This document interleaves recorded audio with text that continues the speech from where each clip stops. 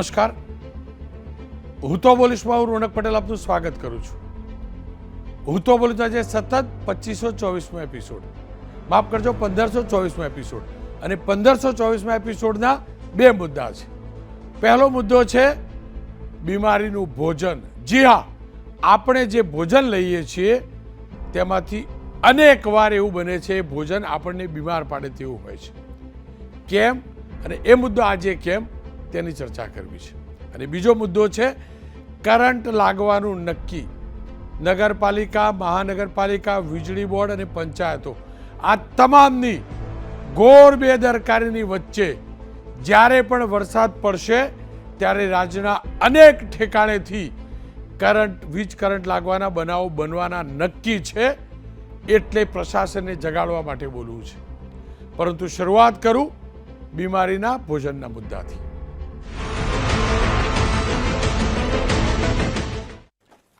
આજે 7 જૂન, 7 જૂનને આપણે food safety દિવસ તરીકે ઉજવીએ છીએ. એટલે કે આ દિવસ ખાદ્ય સુરક્ષા અને પૌષ્ટિક આહારના મહત્વ વિશેની જાણકારી આપવા માટેનો દિવસ છે. અને મુખ્ય ઉદ્દેશ લોકોને સુરક્ષિત ભોજનના સેવન અને ખાદ્ય સંબંધિત બીમારીઓથી બચાવી પ્રોત્સાહિત કરવા માટેનો છે. પરંતુ હકીકત એ છે ભેળસેળનો જમાનો છે, નફાખોરીનો જમાનો છે, અને અનેક પ્રકારના ભોજન ભેળસેળવાળા પણ છે, દુનિયાભરની ગંદકીની વચ્ચે તૈયાર પણ થાય છે અને પીરસાય પણ છે. આપણે એ હજમ કરવાનો પ્રયાસ પણ કરીએ છીએ, પણ આપણી હોજરીને એ બરબાદ કરે છે. કેમ કે આજે ફૂડ સેફ્ટી દિવસ છે અને સરકારની જવાબદારી છે દેશના એક નાગરિકને શુદ્ધ અને પૌષ્ટિક આહાર જે પણ બજારમાં મળે ને એ શુદ્ધ અને પૌષ્ટિક આહાર હોય તે જોવાની જવાબદારી સરકારને છે. આપણે ગ્રાહક છીએ, સાથે આપણે નાગરિક પણ છીએ. આપણી નાગરિક તરીકેની ફરજ છે, એટલા જ આપણા સ્વસ્થ રહેવાના અધિકાર પણ છે. અને એ સ્વસ્થ નાગરિક રહે તે માટેનું ભોજન પૌષ્ટિક પીરસાય, સ્વચ્છ પીરસાય તે જોવાની જવાબદારી સરકારની ઓથોરિટીની હોય છે. 3 દ્રશ્યો જોજો. આપણા માટે આ શક્ય નથી. 3 દ્રશ્યો. આપણા ત્યાં જે મસાલા આવે છે, જે પણ ખાદ્ય સામગ્રી આવે છે તે મિલાવટી આવે છે. હવે મિલ્ક પ્રોડક્ટની વાત કરું, દૂધ, દહીં, પનીર, આ તમામમાં દુનિયાભરની મિલાવટ થાય છે. આખું ગામ જાણે છે કે મિલ્ક પનીરનું સ્થાન એનાલોગ પનીર લઈ ચૂક્યું છે. પણ હજી સુધી સરકાર જે પણ દબાવમાં હોય ક્યારે સ્પષ્ટતા નથી કરતી અને ક્યારે ક્લિયર નથી કહેતી કે મોટા અક્ષરથી લખો કે આ પનીર દૂધથી નથી બનેલું. મોટા ભાગનું પનીર, હું ફરીથી કહું છું, બજારમાં મળતું મોટાભાગનું, બલ્કમાં મળતું મોટાભાગનું પનીર મિલ્ક એટલે કે દૂધમાંથી નથી બનતું. આ નક્કી છે, સરકાર પણ જાણે છે, પણ નિયંત્રણ લાવવાનો કોઈ સ્પષ્ટ પ્રયાસ નથી થતો. દૂધમાં દુનિયાભરની મિલાવટો છે. દૂધ ઉત્પાદનોમાં મિલાવટ છે. આઈસ્ક્રીમ દૂધનો ઘણીવાર નથી હોતો, છતાં પણ એને અંગે સ્પષ્ટતા નથી કરવામાં આવતી. સ્પષ્ટતા કરવામાં આવે તો ખૂણામાં નાના અક્ષરે કરવામાં આવે છે. અને આપણે કહીએ છીએ કે આજે ફૂડ સેફ્ટી દિવસ છે. માત્ર ચોપડી પૂરતો, દેખાવ પૂરતો આ દિવસ ન હોવો જોઈએ. અને ત્રીજું જે દ્રશ્ય હતું એ ભેળસેળવાળા અને આ બધાથી પણ વિશેષ ખતરનાક છે ભોજનની અંદર જીવાત. નાના શહેરથી લઈ મોટા શહેરમાં, નાના રેસ્ટોરન્ટથી લઈ મોટી રિટેલ ચેન, હોલસેલ ફૂડની ચેન અને 3 સ્ટાર, 4 સ્ટાર, 5 સ્ટાર હોટલોની અંદર, એના રેસ્ટોરન્ટોમાં અનેક એવા કિસ્સા આવે છે જ્યાં ભોજનમાં જીવાત પીરસાય છે. એટલા બેધ્યાન હોય છે, એટલા લાપરવાહ હોય છે રેસ્ટોરન્ટોના માલિક. ક્યાંક ગ્રાહક સતર્ક થઈ વિડીયો વાયરલ કરે છે, પછી હોટલવાળા સેટલમેન્ટ કરે છે, ક્યાંક થોડાક દિવસ પૂરતી નગરપાલિકા, મહાનગરપાલિકા, ફૂડ સેફ્ટી વિભાગ કાર્યવાહી કરે છે, ફરીથી જ પાછું એ રેસ્ટોરન્ટ ચાલુ થાય છે અને ફરીથી જે બેદરકારી હોય છે. 3 કિસ્સા કહેવાનો છું. એ પહેલો કિસ્સો આણંદનો જોઈ લેજો. આણંદની અંદર એક પરિવાર રેસ્ટોરન્ટમાં જમવા જાય છે અને આપ આ દ્રશ્યો જોજો આણંદના. આ પરિવાર હોશે જમતું હોય છે, ત્યાં એની નજર પડે છે. આપ દ્રશ્યો જોજો. આણંદમાં 2 દિવસ પહેલાનો જ કિસ્સો છે. વાસદની સત્યનારાયણ હોટલમાં ગ્રાહક ઓર્ડર આપે છે. મસાલા પાપડનો. અને આ મસાલા પાપડની અંદર ફરતી આ જીવાત આપ જોઈ શકો છો. પાપડની અંદર ફરતી આ જીવાત ઈયળ છે. મસાલા પાપડમાં ઈયળ છે. એનો મતલબ એ મસાલા પાપડમાં વપરાયેલી શાકભાજીની અંદર ઈયળ હતી. શાકભાજી પ્રોપર ધોવામાં પણ નહીં આવી હોય અને મસાલા પાપડ બનાવવામાં આવ્યો. આપ તમામ લોકો હોટલમાં જાઓ છો અને પહેલો ઓર્ડર મસાલા પાપડનો આપો છો, એટલે આપ સમજી લેજો કેવી સ્થિતિ હોય છે. અને આ જ જિલ્લાની બીજી વાત કરું તો 4 જૂને આણંદની એચ હોટલમાં ગ્રાહકે પીઝા મંગાવ્યા.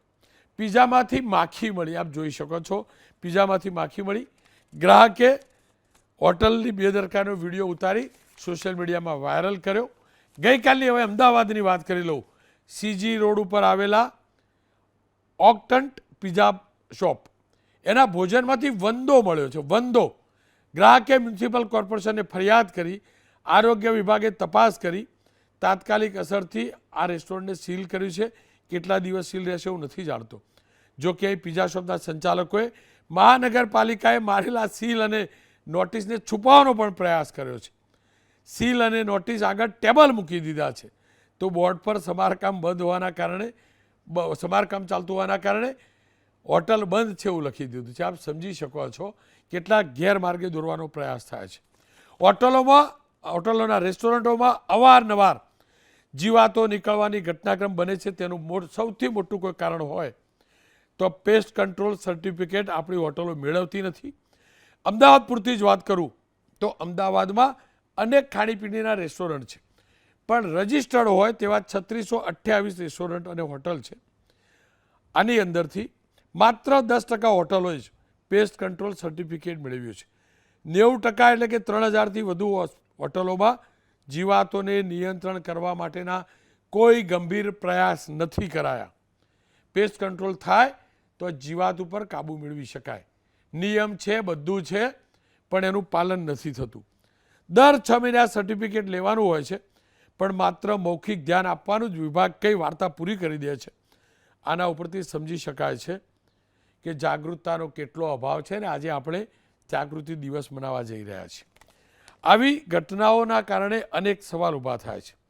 શું ભેળસેળ વિનાનો ખોરાક મેળવવો તે ગ્રાહકનો મૂળભૂત અધિકાર નથી? તે અધિકાર ખરેખર મળ્યો છે કે નહીં? કારણ કે food and safety standard authority પ્રમાણે વર્ષ 2024-25માં કુલ 60,448 ખાદ્ય નમૂનાની ચકાસણી કરાઈ હતી, જેમાંથી માત્ર 1.45% નમૂના નાપાસ થયા અને 0.17% નમૂના અસુરક્ષિત જાહેર થયા છે. અમદાવાદ કોર્પોરેશને છેલ્લા 3 મહિનામાં વિવિધ રેસ્ટોરન્ટના ભોજનમાંથી જીવાત, વંદો, ખીલી નીકળી હોય તેવા 30 એકમો સામે કાર્યવાહી કરી છે. તપાસ દરમિયાન અનેક ઠેકાણે ગંદકી જોવા મળી છે. 24 યુનિટો સીલ કરાયા છે. 6 જગ્યા પર જ્યાં સુધી સેમ્પલનું પરિણામ ના આવે ત્યાં સુધી ક્લોઝર નોટિસ આપવામાં આવી છે. જો કે આ પ્રકારનું ફૂડ ઇન્સ્પેક્શન નિયમિત રીતે તમામ એકમોમાં થવું જરૂરી છે. તેનું પરિણામ 2-3 દિવસમાં આવી જાય તેવી ગોઠવણ કરવી પણ જરૂરી છે. સાથે જ ભેળસેળ કરનારાઓ સામે કડક સજા થાય તેવી જોગવાઈ પણ કરવી જરૂરી છે. જો આ એકમોમાં ખાદ્ય પદાર્થોમાંથી જીવાત મળતી હોય અને ત્યાં આગળ માત્ર 10-15 હજાર રૂપિયાનો દંડ કરવામાં આવે, હોટલ કે રેસ્ટોરન્ટનો માલિક 10-15 હજાર રૂપિયા ભરી કાઢે અને પાછું રેસ્ટોરન્ટ ચાલુ થાય. અનેક એવા પણ કિસ્સા સામે આવ્યા છે કે આપણે ઓર્ડર કર્યો હોય શુદ્ધ શાકાહારીનો, પણ ભોજન પીરસાય નોનવેજનું. આવી પણ બેદરકારી ચાલે છે અને કિસ્સા સામે આવે છે. ત્યારે સવાલ એ છે કે દેશના નાગરિકને, મારા પ્રદેશના નાગરિકને ભેળસેળ રહિત અને શુદ્ધ ભોજન પીરસાય તેવી વ્યવસ્થા પ્રશાસન કેમ ન કરે? હું ફરીથી કહું છું, આ જાગૃતતા ગ્રાહકની નથી, આ જવાબદારી પ્રશાસનની છે અને પ્રશાસને સિક્યોર કરવું પડશે. અમે નાગરિક છીએ, અમારો હક છે શુદ્ધ અને કોઈ પણ પ્રકારની મિલાવટ વગરનું ભોજન અમને મળે, એવી સાધન સામગ્રી મળે, એવી વ્યવસ્થા પ્રશાસન કરે.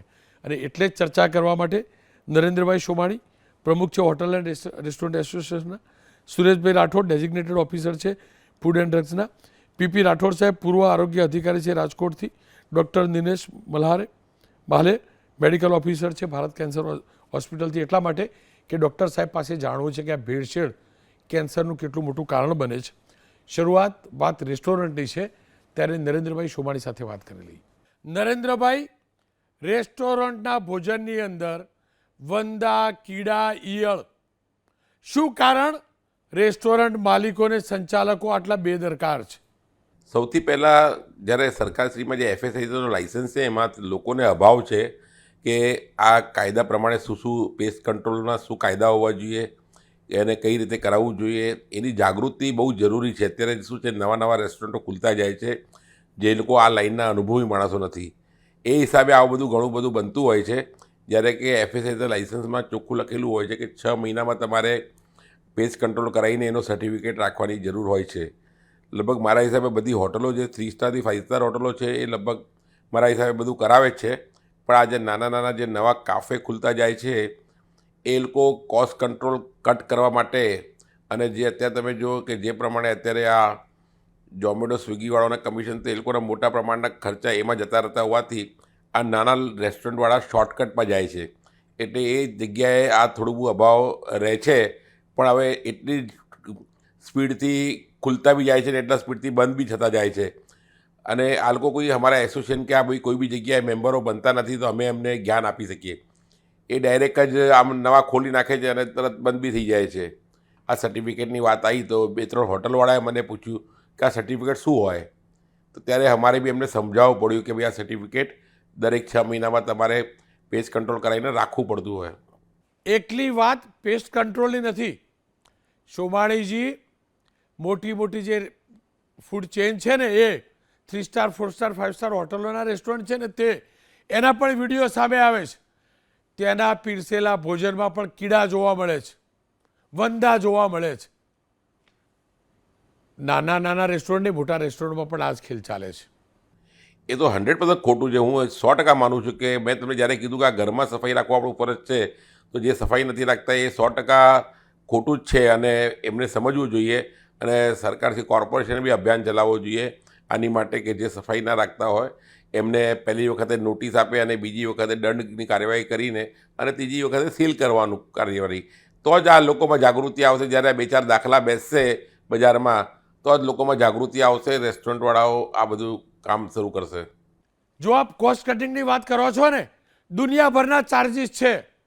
આખું ગામ જાણે છે હોટલ રેસ્ટોરન્ટના બિઝનેસમાં 30થી 50% પ્રોફિટ છે ને હોવો પણ જોઈએ. બિઝનેસ કરે છે તો પ્રોફિટ હોય. નાના રેસ્ટોરન્ટ, સામાન્ય રેસ્ટોરન્ટ સોમાણીજી, એમાં દાલ ફ્રાય રાઈસ હોય ને 100 રૂપિયાથી નીચે નથી મળતી. છાશ લઈએ ને 15-20 રૂપિયાથી નીચે ક્યાંય નથી. દુનિયાભરની કમાણી છે. અને સ્વચ્છતાના નામે કોસ્ટ કટિંગ કરવી, સ્વચ્છતામાં કોસ્ટ કટિંગ કરવી અને કોસ્ટ કટિંગના નામે સ્વચ્છતા ન રાખવી, આ કેટલું યોગ્ય? માત્ર કમાવા પાછળની જ આ દોડ છે, પણ ગ્રાહકોને બીમાર તો ના પડાય ને. ના ના, તમે જે ભાવ કહો છો એની સામે કોસ્ટ બીજા ઘણા હોય છે. આ ખાલી આ તો ગ્લેમરસ લાઇન છે રેસ્ટોરન્ટની, દેખાય છે, પણ પાછળના ખર્ચા બહુ હોય છે. પણ એ આપણે એને ભૂલી જઈએ. પણ જે સફાઈનું છે એ તો સૌથી પહેલાં જે કોસ્ટ કટિંગ અમુક લોકો કરે છે એ ખોટું કરે છે. મારો કહેવાનો મતલબ છે કે તમે બીજી બધી વસ્તુએ જ્યાં તમારે કોસ્ટ કટિંગ કરવું, પણ તમે સફાઈને અને એને કોસ્ટ કટિંગ તો કોઈ બી હિસાબે કરવું જ ના જોઈએ. એ અમારો પહેલો ફરજ જ છે. આપણો આમે ફરજ છે. આપણો ધંધા, ખાવાનો ધંધો હોય કે કોઈ બી ધંધો હોય, આપણા ઘરે બેઠા હોઈએ કે ક્યારેક ક્યાં બહાર બેઠા હોઈએ, આપણે સફાઈનું આપણું પહેલું જ ફરજ છે આપણી. સોમાણીજી, જ્યારે સરકાર નિયમ લઈને આવતી હતી ને કે કોઈ પણ રેસ્ટોરન્ટની અંદર ગ્રાહક એના રસોડામાં જઈ ગુણવત્તાની અને સ્વચ્છતાની તપાસ કરી શકે, ત્યારે તમારા સંગઠનો વિરોધ કરવા નીકળી પડેલા. ગ્રાહક જે ખાય છે એને અધિકાર તો છે ને ચકાસણી કરવાનો કે ખરેખર એ જે પેટમાં નખે છે, રૂપિયા ખર્ચીને ભોજન લે છે, એ જગ્યાએ જે ભોજન બને છે કેટલું સ્વચ્છ છે. અને સરકાર જ્યારે નિયમ બનાવે છે એટલે તમારા સંગઠનો વિરોધ કરે છે ને.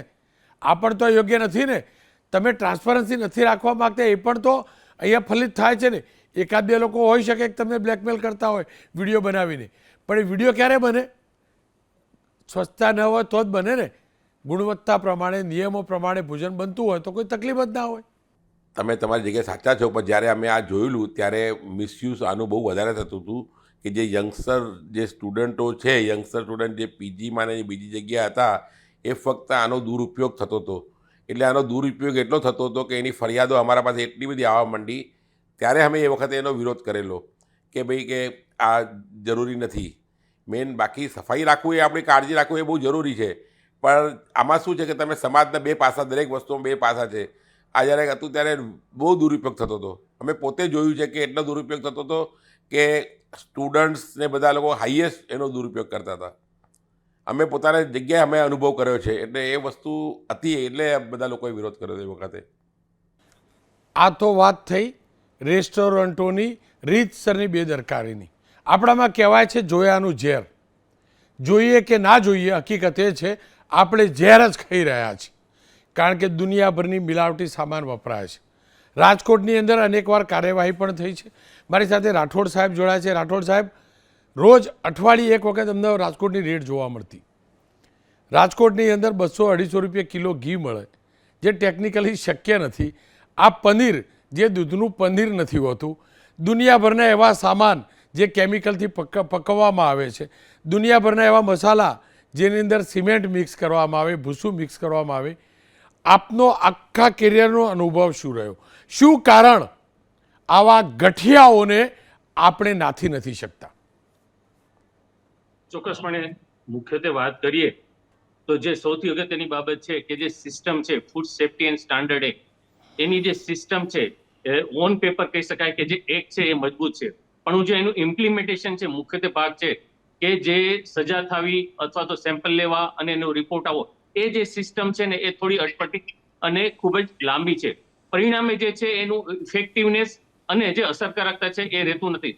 સાવ સાદી વાત કરીએ કે આ કેરીનો રસ ને અત્યારે સિઝન, તો સિઝનમાં જ્યારે પણ કેરીના રસનું સેમ્પલ લેવામાં આવે તો એનો જે એઝ પર એક્ટ મુજબ જે લેવાવું જોઈએ એનું સેમ્પલ લીધા પછી ખરેખર 14 દિવસે આવવું જોઈએ, એને બદલે એ છે મહિને, 1.5 મહિને આવે છે.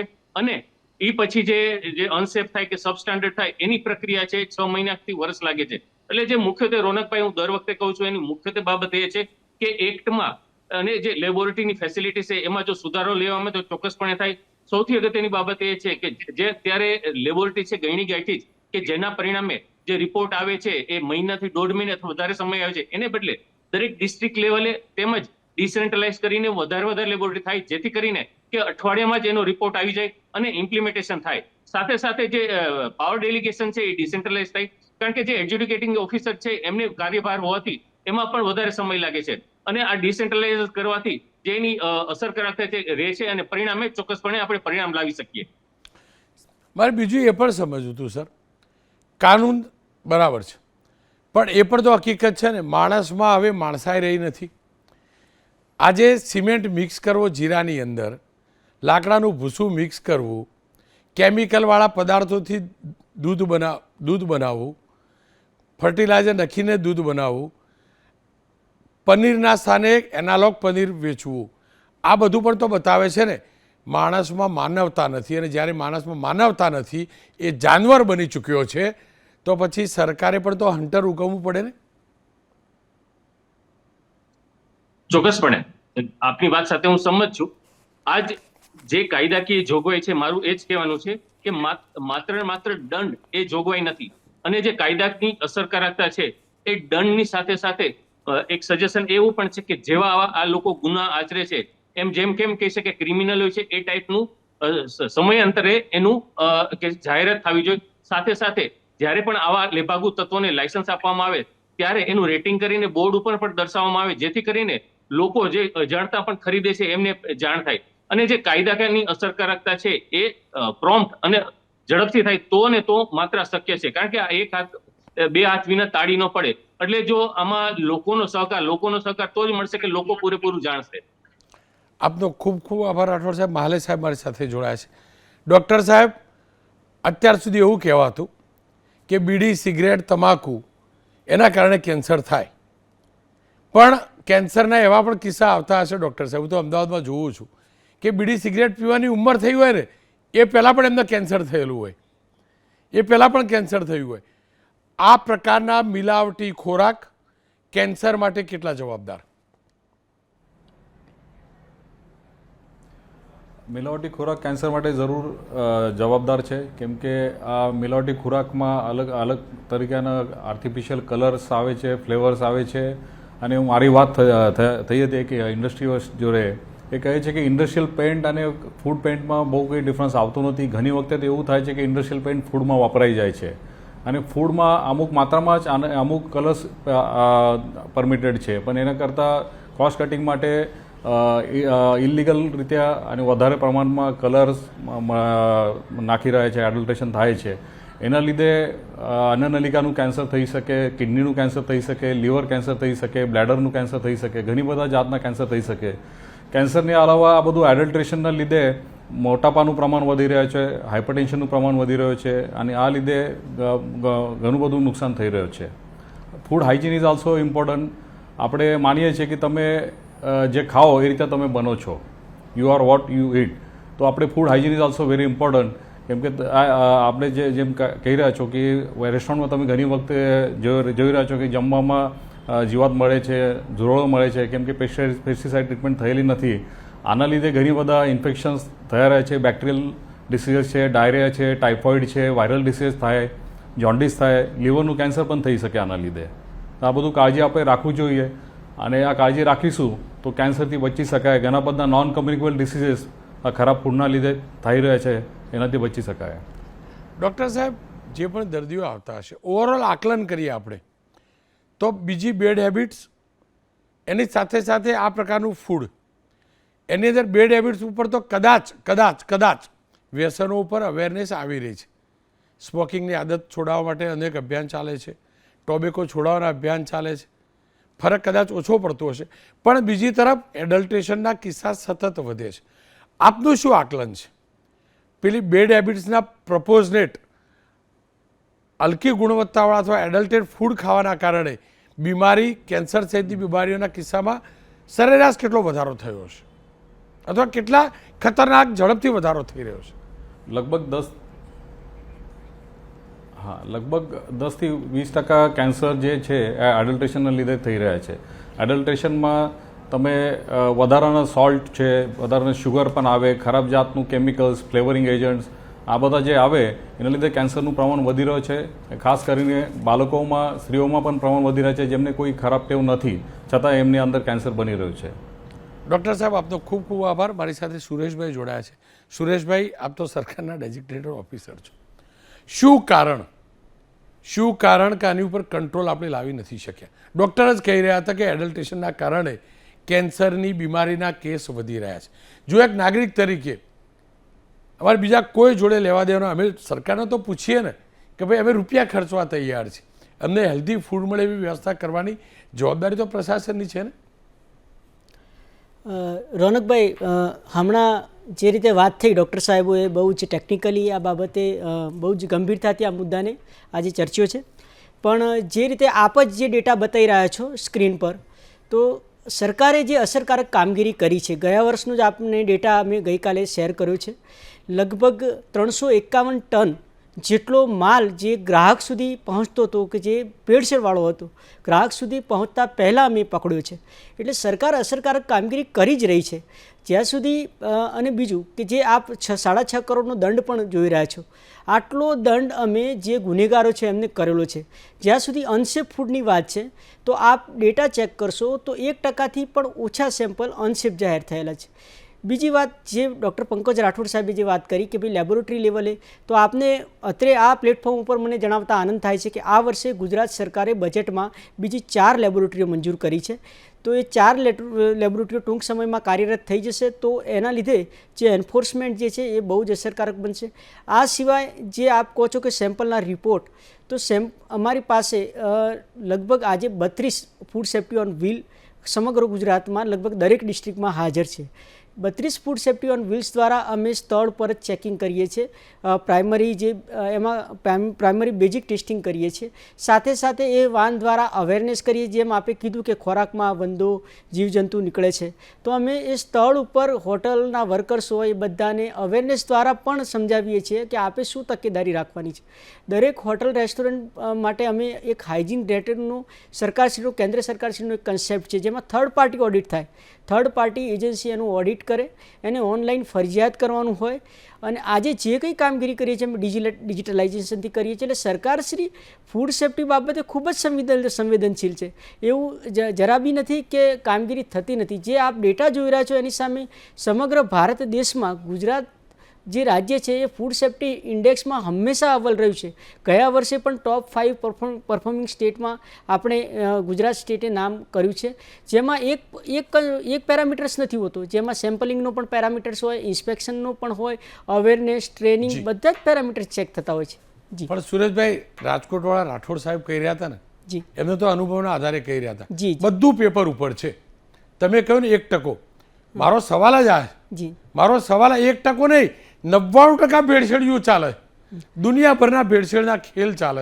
આપણે બધા જાણીએ છીએ. લો ને પનીર, એનાલોગ પનીર છે, આખું ગામ જાણે. તો આ સરકાર મારી એ નહીં કહી શકતી મોટું બોર્ડ માર ભાઈ તું આ દૂધનું પનીર નથી વાપરતો, આ નથી કરી શકતી સરકાર. એનો મતલબ સરકારની પ્રાથમિકતા નથી. હું ફરીથી કહું છું અને સભાના અવસ્થામાં કહું છું, સરકારની પ્રાથમિકતા હોય ને તો એ પનીરનું ડિફરન્શિએટ કરી ગ્રાહક સુધી વાત પહોંચાડે. સરકારની પ્રાથમિકતા હોય ને તો ઊંઝાની અંદર કેટલું જીરું ડુપ્લિકેટ સિમેન્ટવાળું કેટલું થાય છે ને એ કોઈ વાર પોલીસ પકડે છે. અને પોલીસ બી ત્યારે પકડે છે જ્યારે સેટિંગ તૂટે છે. સરકારની પ્રાથમિકતા હોય ને તો ફૂડ એન્ડ સેફ્ટી તમારો આખો જે વિભાગ છે ને દુનિયાભરનો નવો સ્ટાફ એડિશનલ એપોઇન્ટ કરે. એટલે હું કહું છું, તમે કહો છો પ્રાથમિકતા, હું એ જ કહું છું 1% સેમ્પલ ફેલ કેમ દેખાય છે જ્યારે દુનિયાભરની મિલાવટ થાય છે, જગ જાહેર છે. લોકોને ખાતા હવે બીક લાગે કે ખરે. અને હવે તો એવું થાય કે આપણી હોજરી પણ ટેવાઈ ગઈ હશે. જો સાચું ઓર્ગેનિક આવશે ને તો ડાયજેસ્ટ નહીં કરે, સિમેન્ટવાળું જીરું એ ડાયજેસ્ટ કરતી થઈ જશે. રોનકભાઈ, આપની વાત જે છે એ આપે જે પ્રમાણે કહ્યું છે કે ભેળસેળનું પ્રમાણ, એનું એક આપને કહું કે જેટલું અહીંયા કામગીરી થાય છે એ મીડિયામાં રિપોર્ટ થાય છે, કામગીરી વધારે થાય છે, મીડિયામાં આવે છે, એટલા માટે સૌને એમ લાગે છે કે ભેળસેળ બહુ જ થઈ રહી છે. પરંતુ એક્ટિવલી અમારું ડિપાર્ટમેન્ટ કામ કરી રહ્યું છે ત્યારે આટલું બધું પકડાય છે. જે એક પકડાય તો બીજા 10 જણા એ ગંભીરતાથી ખોટું કરવાનું વિચારતા પણ ગભરાય. એક બીજી વસ્તુ આપે જેમ કહી કે જે કયા માધ્યમથી બનાવે છે, તો આપને હું અહીંયા એક આ પ્લેટફોર્મ પર ફરી એક વખત કહું છું કે અમારા commissioner of food safety doctor S G Koshiya સાહેબે ગયા વર્ષે જ્યારે આ મુદ્દાઓ ચર્ચા ત્યારે સ્પેશિયલ ડ્રાઈવ આના માટે અમે હોટલ રેસ્ટોરન્ટ માટે યોજી હતી કે કાયદા અનુસાર હોટલ રેસ્ટોરન્ટ હોય કે કોઈ પણ હોય, કયા માધ્યમમાં ફૂડ બનાવે છે એ માધ્યમનું બોર્ડ હોટલ રેસ્ટોરન્ટમાં મારવું ફરજિયાત છે. આપ કદાચ આજે પણ કોઈ બી હોટલમાં જોશો તો કદાચ કોઈ હોટલ, મોટાભાગની તમામ હોટલમાં બોર્ડ મારેલું જ હશે. સાહેબ ભાગ્યે જ હશે, ભાગ્યે જ હશે, કપાસિયા ભાગ્યે જ હશે. બોલો જી, તમારા અધિકારી મોકલો, હું નીકળું, ભાગ્યે જ હશે. મોટાભાગની ભાગ્યે જ હશે કે ત્યાં કહેતા હશે કે આની અંદર આ કન્ટેન્ટ છે. જી, અને પનીર વાળું તો ક્લિયર કરી દો. કેટલા લખે કે મિલ્ક પનીર નથી, અમારા ત્યાં મિલ્ક પનીર નહીં, અમારા ત્યાં એનાલોગ પનીર, ત્યાં પનીરની સબ્જી બને છે. કેટલા લખે મને કહી દો. ચલો.